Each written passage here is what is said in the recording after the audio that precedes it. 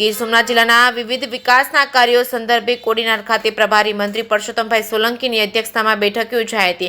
ગીર સોમનાથ જિલ્લાના પ્રભારી મંત્રી પરસોત્તમભાઈ સોલંકીની અધ્યક્ષતામાં કોડીનાર વિશ્રામગૃહ ખાતે નગરપાલિકાના વિકાસના કાર્યો અને જિલ્લાના બાકી રહેલા વિવિધ કામો અંગે અધિકારીઓ અને જનપ્રતિનિધિઓ સાથે બેઠક યોજી હતી। પ્રભારી મંત્રીએ સલંગ વિભાગના અધિકારીઓ પાસેથી જનકલ્યાણલક્ષી કામો અંગે વિગતવાર માહિતી મેળવી હતી।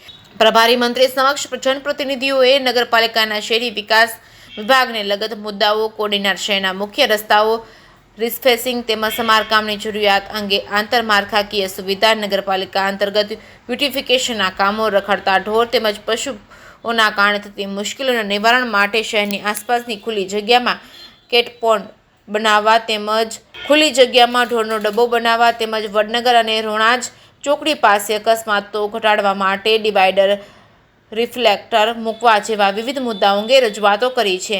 જનપ્રતિનિધિઓને તમામ રજૂઆતોને લક્ષ્યમાં લઈ સત્વરે તમામ મુદ્દાઓનું સુનિયોજિત રીતે નિરાકરણ આવે તે દિશામાં કામો હાથ ધરવા અંગે પ્રભારી મંત્રીએ માર્ગદર્શિત કર્યા હતા।